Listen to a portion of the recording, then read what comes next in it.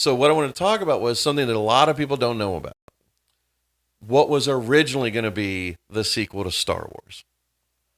What was originally going to be the sequel to Star Wars? Before Empire Strikes Back, before the film was a success, what happened was the the film company's like, well, we need a novelization, a paperback version of the movie, and we want to credit it to you, but we're gonna have a ghostwriter. So they hired this sci-fi writer who writes like 20 books a year named Alan Dean Foster.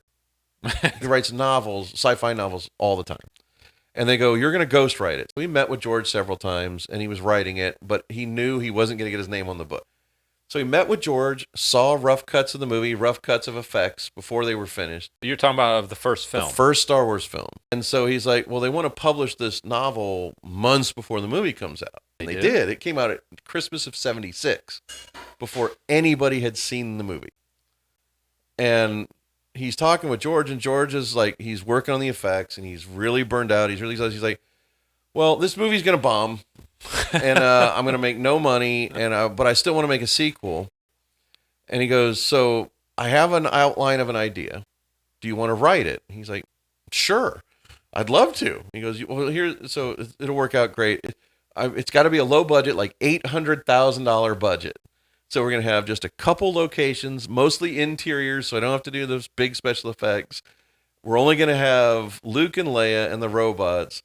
I don't want that Han Solo. The guy who played him didn't want to be in the movie, doesn't want to do the sequels, so I'm not going to force him. We're just going to write him out, and then Darth Vader's going to be only in a couple scenes. And he goes, and here's the script. Here's the outline I've got. Write the script. And so he was writing it, and then the movie comes out. Huge, enormous hit.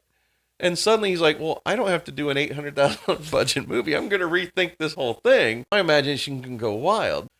So, but Alan Dean Foster's like, well, what about this thing he wrote? He goes, well, I'll tell you what. Why don't you publish it as a novel? And this time I'll take no credit for the work I did on it. You get all the credit on this one.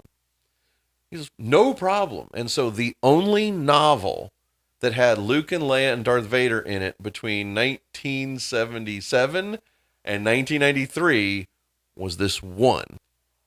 Because George had written the story, but he took no credit for it because... Interesting. And it was called Splinter of the Mind's Eye.